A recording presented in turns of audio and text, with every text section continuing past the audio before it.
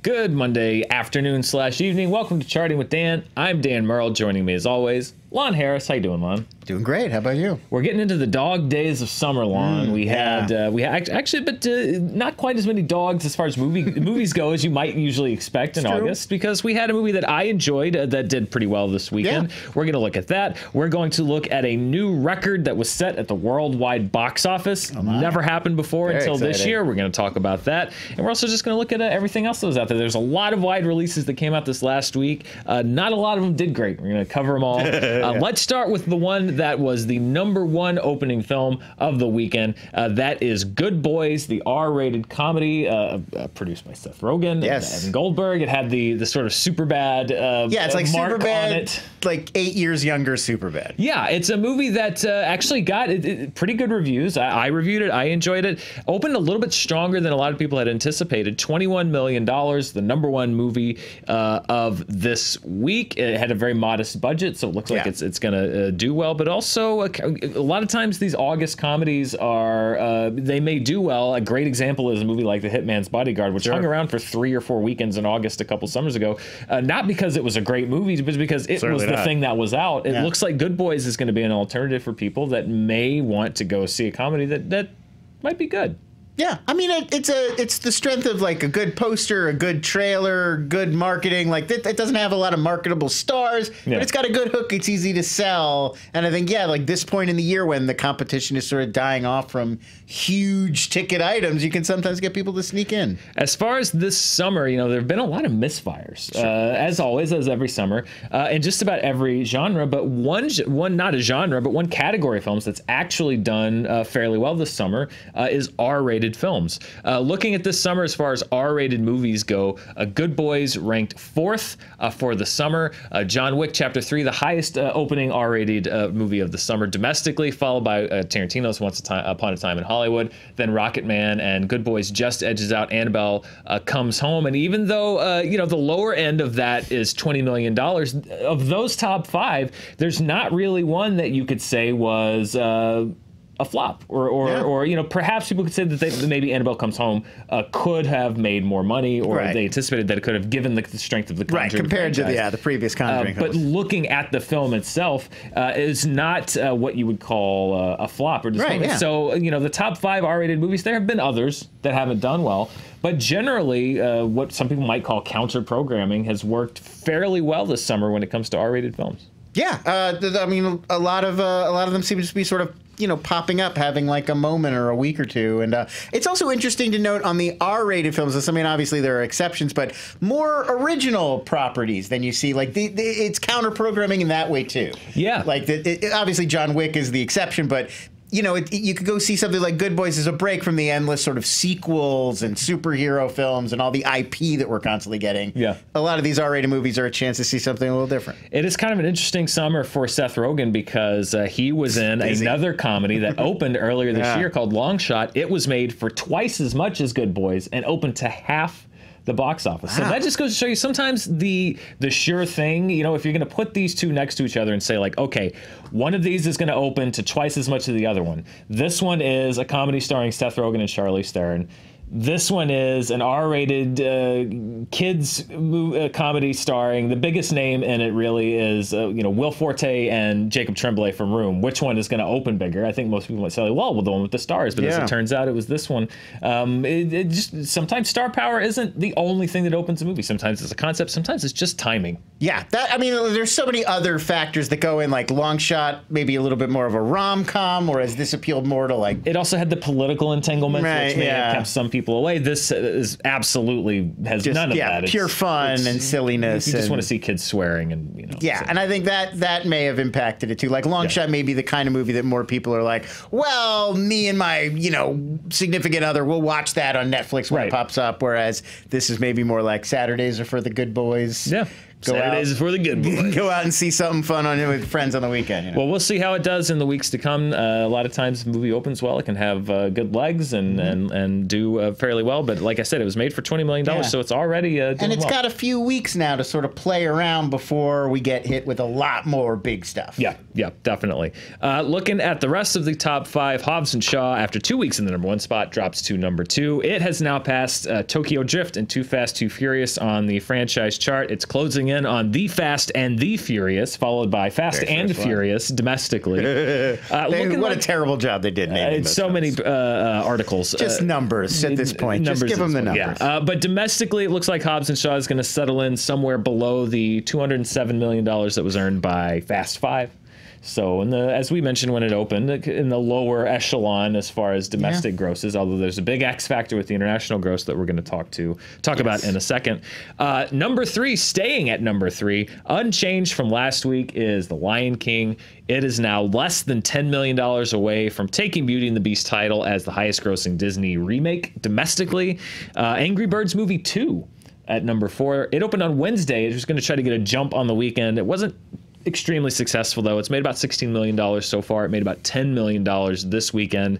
That $10 million is about a fourth of what the first Angry Birds film opened to 3 years ago. It is going to need a lot of help internationally to turn a profit. Huge challenge with adapting something like a mobile game or an app. It's just, do they have the longevity? Like, I feel like the last Angry Birds movie, Angry Birds the game, was still a thing. It was like everybody. Kind of. Even then, it was sort of. Even 3 years ago, Angry Birds was it was already on the decline. Yeah. But it was still relevant. Like, everybody still either had it on their phone or remembered recently playing it. Now it's like such old. We've had like 20 breakout hit mobile games since Angry Birds. Well, if it's any consolation, it does have the distinction of being the highest reviewed or best reviewed movie based on a video game ever made. Ever? Really? Wow.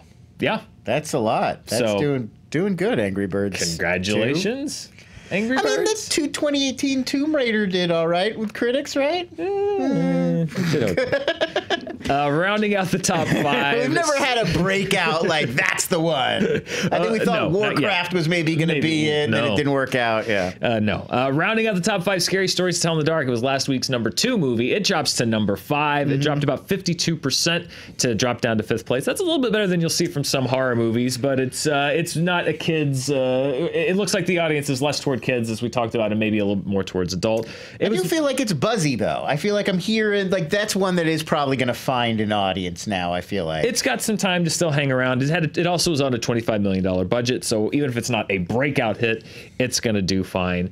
So that's the top 5, but there were 2 other wide releases that came out this weekend. The first one that did the best outside the top 5 was 47 Meters Down, Uncaged. That is a sequel to the first movie, 47 Meters Down, which came out 2 years ago. It made about $3 million less than the original did 2 years ago, but is budgeted around $12 million.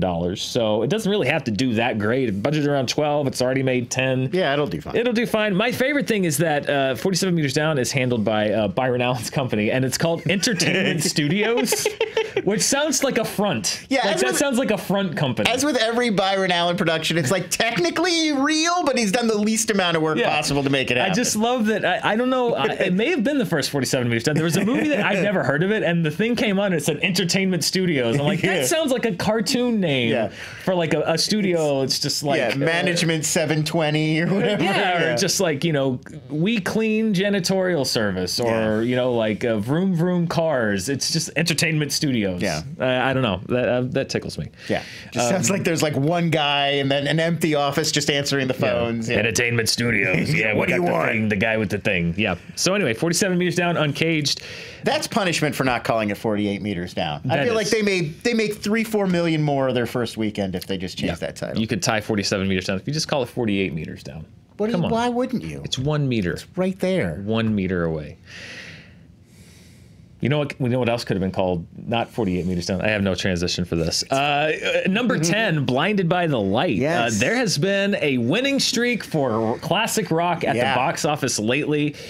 Bohemian Rhapsody did great. Rocket Man did well. Yesterday hung around and did pretty well. Blinded by the Light did not ride that trend. Warner Brothers, through New Line, spent reportedly $15 million plus to acquire Blinded by the Light out of the Sundance Film Festival earlier this year. It opened at number 10 with just over $4.3 million. It wasn't an issue with the reviews. The reviews were strong. The cinema score for people that did go see it was an A-, which means that the people that went to see it enjoyed it. People just didn't show up. Maybe it's just we've done Queen, we've done Elton John, we've done the Beatles. Maybe, and I love Springsteen. I come from a Springsteen family. Maybe people just were classic rocked out. I don't know. I mean, it is weird that there's been so many classic rock movies, despite the fact that like people don't listen to rock music. And like I feel like none of these songs are on the radio. I do. They're on my radio. But I'm old. Like today, I feel like it doesn't feel culturally relevant anywhere except movies. Yeah. But it's I mean, part of me feels like this is. And I know yesterday this was sort of true of it as well. That was like I feel like the fact that it's not about Bruce Springsteen. It's this other story with Bruce Springsteen songs. I think that's a tougher sell. I think Rocket Man, Bohemian Rhapsody, the appeal is biopic. Look at this famous actor playing this rock star that you know. Yeah. I think that's an easier sell to people than like this is an original story and we're just wrapping it around these songs, you know. Yeah, I mean the arms race, particularly now that streaming is in there with these movies, the film festivals, movies that maybe a few years ago might have sold for $5 or $6 million are now selling for 15, 16, 20 million dollars because everybody wants their exclusive content. So this was a gamble that Warner Brothers took. And honestly, if I'm Warner Brothers and you're in the Sundance Film Festival back at the early part of this year and you've seen what Bohemian Rhapsody has just done, you know that Rocket Man is getting good buzz. It's also the same filmmaker as Bend It Like Beckham, which was a festival pickup that was a huge international success. So like I get why this would be a project you would think. It's got the hook of being a multicultural story. You have it's built around these famous songs that everybody knows. I see where you can try to think that hey, we're going to carve out this niche, but again, it may just come down to timing. Yeah, we're in August, so there's just been a glut of stuff coming out. It's so weird because there were so many weeks in July and August where it seemed like there was like 1 or 2 movies coming out, and then there's just the 2 weeks now in a row. There's just been this vomit of new releases, and it's crazy to see. How many people didn't say like, let's wait till a week in October. Or let me throw this one at you too. I mentioned this to a friend over the weekend, and they were like, "You're crazy." I feel like "Blinded by the Light" is not as famous a Bruce Springsteen song as those other titles are for their respective artists. Well, yeah, I mean, "Blinded by the Light" is. I think Springsteen fans know that he wrote it, but I would say that with Foreigner is the whatever the more famous recording. I think it's Foreigner. Yeah, it's the famous version of that song. Right, but I mean, like, it's just if you called this movie Born to Run. Well, would you be more likely to get people to go see it because they know that's the Springsteen movie, or even Dancing in the Dark, or something like that? Glory Days. I mean, we could keep going, but I agree. Yeah, Blinded by the Light is because Bohemian Rhapsody, Rocket Man, Yesterday. You're talking arguably the most famous song from all 3 of those artists, and Blinded by the Light not true. Like you could come up with several. We already have. Yeah. That may have contributed to it. I don't know. Maybe people just rocked out. Just a random thought, or people are rocked out. Also, Sundance 2019, a bad track record so far. Thus far. I don't think we've seen, obviously award season yet to come. We may see some exceptions to this. We may, but because we're going to talk later in just a few, I think, about another festival pickup. Yeah. Well, here's one that was not. Here's one that was. This is one of those movies where you see a trailer for it and you keep waiting for it to come out and then it never comes out. And you're like, what happened to that movie? And then you see a trailer for it like a year later and you're like, I thought that already came out. Is that? And then it finally comes out. That's Where'd You Go, Bernadette. Now, the good news, if you want to talk about things that sound great, was that it was director Richard Linklater's 4th best opening weekend of all time. Really? However, it was also only the 4th film he's ever directed that got a wide release, and it was the least grossing of all those movies. It outdid Newton Boys? Lies, Damn Lies, and Statistics, and it did not outdo the Newton Boys. The Newton Boys opened better 20 years ago. So Where'd You Go, Bernadette is it's a weird story. First of all, it was co-produced by Annapurna, who's having a disastrous run. They are barely escaping bankruptcy. They're reportedly on the brink of bankruptcy and on their way out. They've had a a string of actually well-regarded movies critically that just have not delivered at the box office, that they have spent large amounts of money to acquire and produce and promote.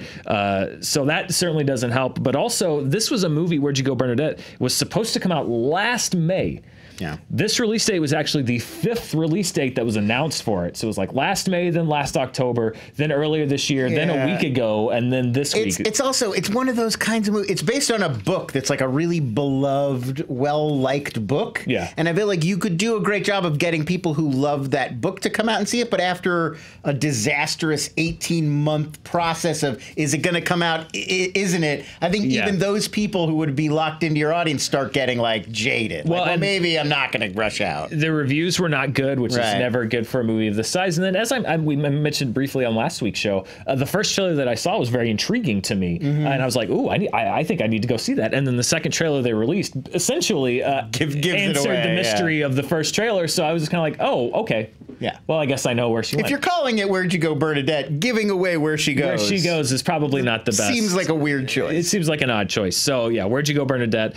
Not even in the top 10 this week. I am curious to see it though. I like Linklater movies about like fringe. Did you see Bernie? Yeah, it's a great movie. Yeah, and I feel like this felt to me like maybe we're in Bernie mode again. But maybe so. I don't know. The reviews, like I said, were not kind. If you want to go see "Where'd You Go, Bernadette," I recommend that you go see it this week, because you might be asking Bernadette where'd you go, Bernadette, where it went after this week. Where'd you go, Bernadette, after this? Voodoo. Yes. Look out for it. Yeah, Amazon Prime. The number one film on the top per theater average. I like breaking these down per theater because we can talk about movies that we probably wouldn't talk about otherwise. This is definitely one of those, because it's been kind of a quiet week on the per theater front. It's either been the big release that's out or a movie that's on a very limited number of screens. That's the case this week. It is the debut of an Argentinian writer-director named Lucio Castro. Took the top spot from showing in just one theater, the IFC Center in New York, a movie called End of the Century, which follows an Argentinian man and a man that he meets in Barcelona as they explore their relationship with each other. Early reviews, and there aren't many because it's difficult to find this movie. As I mentioned, it's only on one screen nationwide, or in one theater, have been strong. So if you're near New York and you're looking to see the top per theater, or if you're looking for an indie, keep an eye out for End of the Century. It takes the top per theater average for the weekend. There you go. Argentina.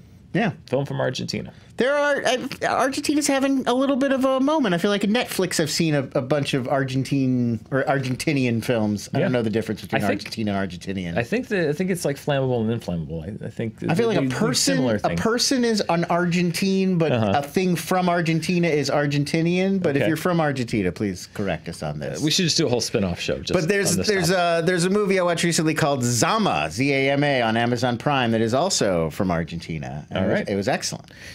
This is going to become an all Argentina show. What was the other one we were talking about? Macedonian beekeepers. We're talking about Macedonian. This show is going to be all Macedonian beekeepers in Argentina. And the new Argentinian cinema. Yep, coming soon here as we go out of business. Next, let's go from per theater to the whole wide world. And the number one film in the world was Once Upon a Time in Hollywood, Lon. It takes the number one spot worldwide because it has started its global release in earnest. It opened here domestically in North America much earlier than it opened in a lot of markets. It opened in the UK, Australia, New Zealand, Germany, a lot of European markets, really a lot of markets all over the world. And it just ekes out the win for the weekend over Hobbs and Shaw based on the strength of that. Its current worldwide gross is just under Kill Bill Volume 1. It's at about 180 million. It looks like it's likely to become at least Tarantino's third highest grossing film globally, passing Pulp Fiction, which made $213 million globally. And Lon, I couldn't get through one whole show without looking at the bits index, the butts and the seats index, because I wanted to see domestically how Once Upon a Time in Hollywood is doing as far as tickets sold, as far as attendance. So this is Tarantino's top 5 movies based on estimated tickets sold, aka butts in the seats. And as you can see, Once Upon a Time in Hollywood currently number 4. It has sold more tickets estimated currently than Kill Bill Volume 1. It is still behind Inglourious Bastards and Django Unchained, but Pulp Fiction still still remains easily the most tickets that Tarantino has sold in his career. It made $100 million in 1994 dollars. It was. I mean, by far his most attended film. It's tough to think. Like, he's had a lot of other. Now, when movies come out, it's always an event. It's a Quentin Tarantino movie. Yeah. So he's got this built-in audience that knows that they're into it and they want to go see every time he comes out a movie. People who love movies, it's always a conversation. But Pulp Fiction, like, was a radical shift. Pulp Fiction was the introduction of this, like, very exciting new voice, and it really drove the national movie conversation for a long time. Like, it's going to be hard for him to get back to that. And it's hard for anybody to get back to that, particularly in the marketplace, and also just for people that. And I was only 11, and I couldn't even fully comprehend, but I do remember that was a seismic shift in how people looked at independent film, looked at the rules of film. I mean, that was one of a very number of key films from that era. So I think that's a great metric when you look at the fact is like 25 million tickets sold to that movie. I mean, that's what you see for huge blockbusters. To realize that Pulp Fiction sold that many tickets just goes to show you like how much of a curiosity and a buzzy movie that movie was. Yeah, it was like the early days of Sundance, when something doing well at Sundance and then coming out still was like, oh, everybody's going to talk about this movie. It's a Sundance, we got to go see it. Whereas now it's like every third movie that comes out is a Sundance movie. Yeah.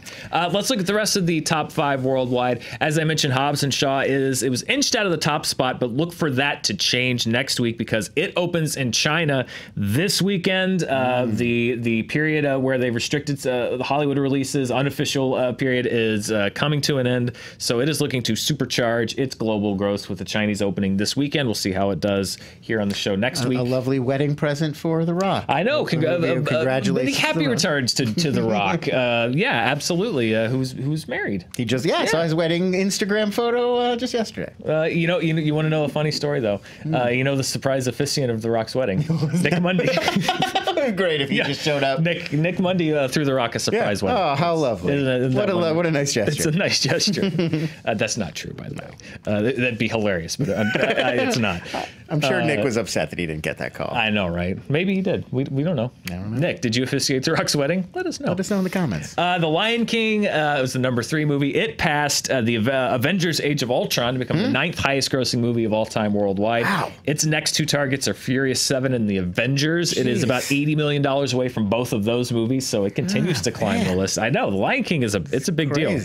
Speaking of big deals, another animated film, that's right, I said it, another animated film, Neja, continues a phenomenal run in China. It's still number 4, well over $500 million. You'll see it on the worldwide chart at the end of the show. We'll see how it holds against Hobbs and Shaw in China next weekend.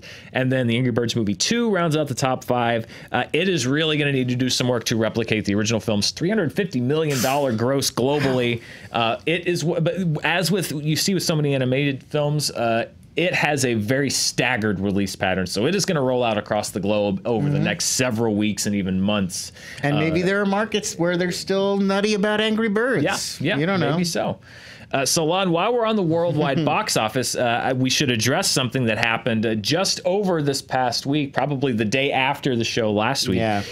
It has been a mixed year domestically, although not quite as bad as a lot of the naysayers have said. This summer has had some big high-profile flops, but the domestic box office has at least kept pace so far, according to the numbers, with the summer box office. With a lot, we have It coming out. We have a lot of movies on the horizon. I think that could really maybe make the last half of the year. We got a Star Wars. We got a Frozen sequel. Yeah. But 2019 worldwide passed a gigantic box office landmark, one that I think probably is going to be commonplace, but it's always fun to mark the first time something's been done.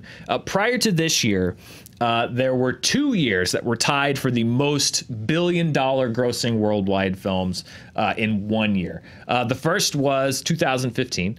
2015 had 5 movies: Furious 7, Age of Ultron, Jurassic World, Minions, and Star Wars: The Force Awakens. 5 movies that passed the billion-dollar mark worldwide. Universal had a great year. The 3 of those movies were there. Furious 7, Jurassic World, and Minions. Universal also had Straight Outta Compton that year. Oh, wow. They had a fantastic year in 2015. Last year, that record was tied with another $5 billion grossers: Black Panther, Infinity War, Incredibles 2, Jurassic World, Fallen Kingdom, and Aquaman. Aquaman came in at the end of the year to tie that record. So those 2 years held the record. They were both tied for the record until last week, because for the first time ever, now 6 films have crossed the $1 billion mark at the worldwide box office. From the MCU, we have Captain Marvel and Avengers Endgame. From Disney, we have Aladdin and The Lion King. From the MCU, we also have Spider-Man Far From Home, so 3 films from the MCU. And then from Pixar, we have Toy Story 4, of course. 5 of those 6 are nominally all from Disney. But now we have $6 billion worldwide grossers. Not only that, but this record is not just going to get broken. It's going to get shattered, because I wanted to go over some titles with you, Lon, because there's going to be at least one more $1 billion grosser this year. Here's some contenders that I think some of them might stand a chance, some of them might not. It's just fun to talk about. It Chapter 2, the original film, made $700 million worldwide, but I don't think that I think that first movie I think It Chapter 2 is going to do well, but I don't see it doing $1 billion. I don't know. I mean, $1 billion's a lot. I don't know if it's going to get to $1 billion, but I do think It Too could top the first one, because you've had a few years now for people to go back and watch it. It sort of built buzz. I think it could have one of those effects like we've talked about of culmination movies. Maybe. We'll see. I don't know. I think $1 billion is probably a little higher than it'll go. One wild card, but this is a director who has had great success before, Gemini Man, with Ang Lee and Will Smith. I mean, talk about two guys. You never want to count those 2 guys out. Will Smith is a global box office star. Ang Lee has done movies that have done extremely well. I think that's more like the darkest of dark horses. Yeah. But if that did happen, I don't think that would be a huge surprise. If that movie really knocks it out of the park, I think it's possible. It's possible. Here's one. The first film made $758 million worldwide. Maleficent, Mistress of Evil, Angelina Jolie, sequel to Maleficent. The Disney brand has only grown in the 5 years or so since they did the first Maleficent movie. Do you think that one has a shot? What do you think? I think it has a shot, and I think, again, it's one that I could see easily topping the first, because they really have, like, when the first Maleficent came out, it was still like, oh, Disney's going to start revisiting their classics in live action. Well, we'll see how that works out. Now that it's confirmed that people love it and it works great. 2 of them already this year.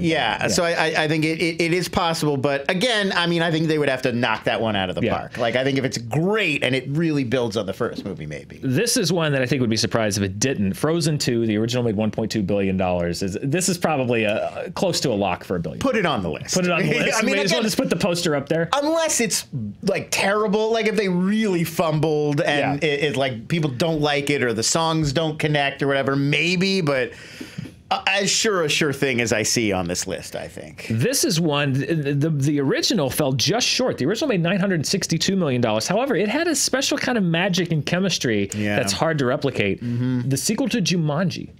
Yeah. Same release window, but I feel like there was just some kind of alchemy that helped that first movie do as well as it did. Yeah, this one I feel like it's a little bit more law of diminishing returns. It's going to do well, but I think it's like a comedy sequel. So it'll get maybe 80% of the audience the original one had. I don't know if I see the Jumanji series building over time. You never know. The novelty of they had a great new spin on it, and I think that took them very far, that people were excited to go see these actors and this new concept. And then adding Danny Glover really gets you there. Danny Glover, Danny DeVito. I mean, they're great. Yeah. It's not to knock Danny Glover and Danny DeVito. Yeah. 2 Dannys I enjoy very much, but I don't know if that's going to equal $1 billion. We'll see. And then, of course, The Last Jedi, which Rise of Skywalker. What did I say? Last Jedi. The Last Jedi? That was the last one. The Rise of Skywalker. There you go. As you can see, I still have The Last Jedi imprinted on my brain. The Rise of Skywalker, the first episodic film since The Last Jedi. Yes. Conventional wisdom says there's absolutely a no-brainer that it's going to make $1 billion. Every film except for Solo in this new crop of Disney movies has made $1 billion. I think it's extremely likely that it will. But if you look at Solo, it didn't just miss $1 billion. It made just under $400 million. Yeah. It didn't even get halfway there. And so I guess the question is there the potential that there is a damage done to the Star Wars brand that it doesn't I mean, I think that's what we're all eager to find out. I think this movie really confirms, like, was that whatever they did with this one-off didn't interest people, or some of the negative buzz around firing Lord and Miller or whatever? Right. Was that the issue? Yeah. Or is there just general disinterest fatigue in the Star Wars brand? Yeah. Rise of Skywalker is where we'll find out. My instinct is it's the former, that it was some issue with Solo and not Star Wars as a brand, and that people are still, because it's the concluding chapter to this whole series, that they're going to rush out and it'll easily top 1 billion. That's my instinct.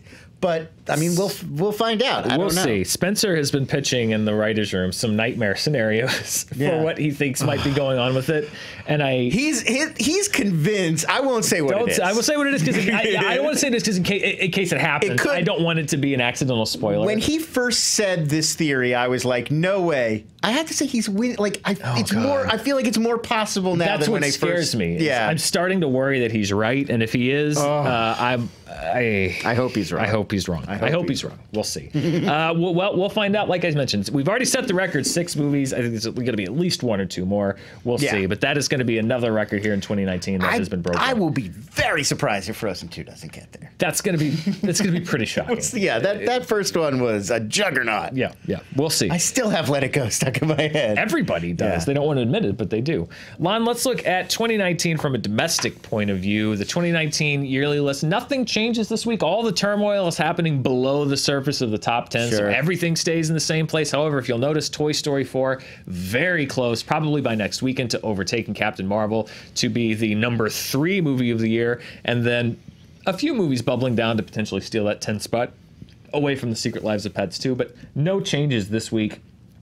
There are some changes, however, on the worldwide list for 2019. We had a movie drop out, a summer movie that's been there since the beginning of the summer. Pokemon Detective Pikachu drops out of the top 10 to make room for Hobbs and Shaw, which jumps into the top 10. That's a little Reynolds on Reynolds action there. Neja jumps up to number 8. It is approaching $600 million in China alone. How to Train Your Dragon drops down 1. The top 7 remain the same.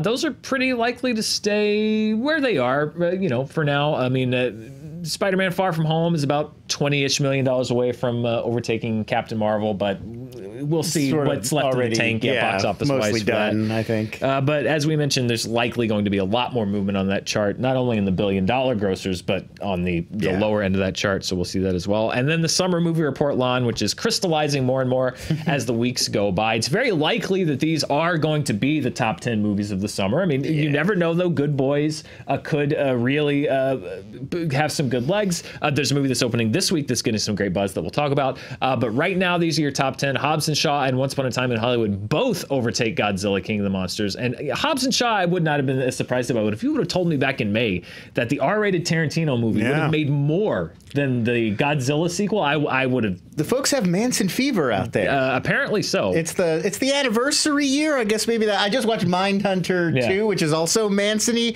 and there's that Charlie Says movie that came out. There's so much Manson all of a sudden. Yeah, I mean, this crime has a draw for people. They're drawn to it. Plus Tarantino, the stars. There's a lot of things working for them. I'm just the buzziness of it. I'm wondering if Mindhunter's going to motivate more, because it's very Manson-y. Yeah, and I wonder if that's going to be like, oh, we should go see that Manson movie. We'll see. This week there are 3 more movies opening in wide release. Yes, one of them is opening on Wednesday to try to get a jump, and it's one that I've actually heard some buzz about. It currently has 100% very strong early reviews. Ready or Not. Yeah, this is a great trailer. Yeah, I feel like it's at a really strong trailer that has a really strong sense of like place and tone, and like you really get like I feel like you get a real appreciation for the world of this movie when you see that trailer. I have not had a chance to see it. I think I'll probably just go see it maybe Wednesday night and review it here on Thursday if I can. But the people that I know that have seen it have really enjoyed it. As I mentioned, it's gotten great reviews.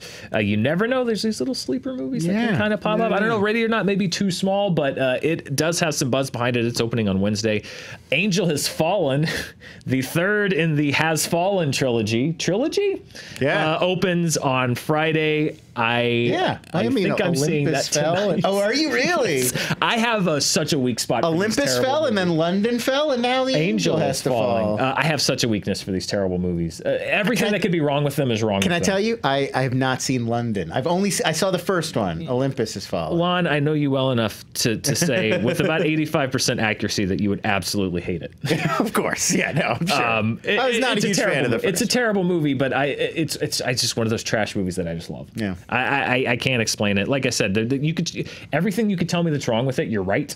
But I don't know. I can't explain it. It's weird because remember the first Olympus Has Fallen came out right alongside White House Down. There were two. It was one of those, like, there were two movies about the president being taken hostage. Looking just at both movies, it's shocking the Gerard Butler one got the trilogy. I know the trilogy. The Jamie Foxx, Channing Tatum one, nothing. Nope. Dead on arrival. DOA. That's what happens when you're in the shadow of greatness, Lon. Gerard Butler, what can you say? Opening in about 1,300 theaters, so a wide release, but not a super wide release, is a movie called Overcomer, which is from the Kendrick brothers, writers, the Kendrick brothers, Alex Kendrick, the co-writer of the film, also starring in it and directing the movie, largely aimed at the Christian market, the faith-based market. Their last movie, War Room, was a really big hit based off its budget, about almost $70 million based off a $3 million budget back in 2015. We've seen these movies pop. They do from time to time, particularly when they market to the Christian crowd, the faith-based market. That's a very loyal audience. And there's a whole network. If you can get churches to start talking to their parishioners about your movie, there's a whole network out there that if you can do well there, you don't need to do any other real promotion. Like group trips, bus, it's a strong enough community and audience that you can really market a movie just to them, and it can be a success without even getting outside of that culture. Yeah, well, that is also opening in a limited number of theaters, but don't be surprised if we talk about a pretty good performance for that movie next week here. Yeah. Although, as we mentioned before, it seems kind of like feast or famine in that genre. They either break out or they don't quite do as well as you might expect. So we'll see what happens next week. And of course, Lon, before we go, I can't leave without this. Our new feature. We're doing the Meowdown to Cats. We are 124 short days away, Lon, oh my gosh, from meeting Rum Tum Tugger and Griselda. Oh, there's so many. Yeah, that's definitely, I don't know. Grisabella. They're going to be mad. The musical theater fans are going to be mad at us. Angry. But I'm going to memorize here. How about this? Every week I will memorize a new cat's name. Yeah. And we'll talk about it here on the show. Yeah. There's like Mungo Jerry? No, I don't know. That's a band, isn't it? Mungo Jerry was a singer, but there's a Mungo something. I don't know. Mungo just pawned in Gale. It's not that Mungo. That's Mungo. Yeah. All right, Lon. 124 short days until we get to take in whatever that fever dream is with our eyes. I'm excited. It'll be here before you know it. But this show is over before you know it. Thank you so much for watching. We will be back next week to discuss Ready or Not, Angel Has Fallen, Overcomer, the second week of Good Boys. Does it hold up? Any surprises? There's always surprises. More cats, everything. We're going to keep you updated right here. Lon, thanks for joining me. Anything you want to plug? Oh, no, just follow me on Twitter at LONS. That's it. At LONS. And as I mentioned, I believe I'm going to try to do a review of Angel Has Fallen, hopefully tomorrow here on the channel. And then if I can, I would also like to see Ready or Not. Maybe do a review for that on Thursday or Friday. That's good. I don't know if I'm going to get a chance to see Overcomer. But if I can hit 2 this week, maybe I can get both of those out. I'm going to do my best. Work on it. Thank you for watching. We'll be back next week. Until then, please stay tuned here on Fandom Entertainment for all the latest news and reviews. See you next time.